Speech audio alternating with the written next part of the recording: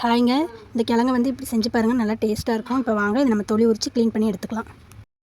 பாருங்கள், கிழங்கு நம்ம நல்லா கழுவியாச்சு. பாருங்கள், நல்லா கழுவி இதுக்குள்ளே போட்டுக்கலாம். ஒரு 3 விசில் விட்டு வேக வச்சு எடுத்துக்கலாம். இதில் கொஞ்சம் தண்ணி, மஞ்சள் மட்டும் கொஞ்சம் போடணும். போட்டு ஒரு 3 விசில் விட்டு எடுத்துக்கலாம். பாருங்கள், இந்த கிழங்கு வந்து நம்ம வேக வச்சு எடுத்தாச்சு. இப்போ இந்த கிழங்கு எல்லாமே இந்த மாதிரி நல்லா இது பண்ணிக்கலாம்.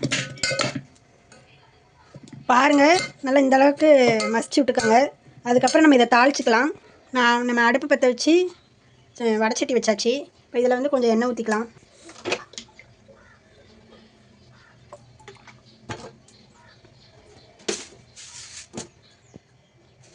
நம்ம கடுகு போட்டுக்கலாம்.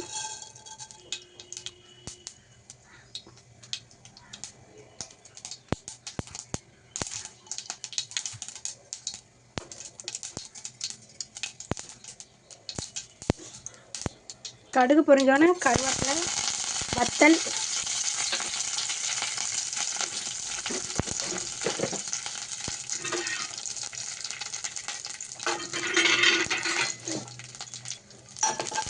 அது நல்லா வதங்கினதுக்கப்புறம் நம்ம வெங்காயம் கட் பண்ணி வச்சுருக்கோம்ல, அதை இதுக்குள்ள போட்டுக்கலாம்.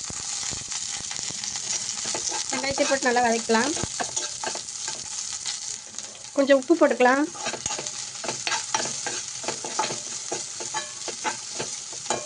வெங்காயம் நல்லா பொரியட்டும். வெங்காயம் நல்லா பொரிஞ்சிருச்சு. இப்போ நம்ம அந்த கிழங்கு ஃபுல்லாக இதில் போட்டுக்கலாம். எல்லா கிழங்கையும் போட்டுக்கலாம். பாருங்கள், நம்ம எல்லா கிழங்கையும் போட்டாச்சு. இப்போ இது எல்லாத்தையும் நல்லா வதக்கி விட்டுக்கலாம் ஒரு நிமிஷம்.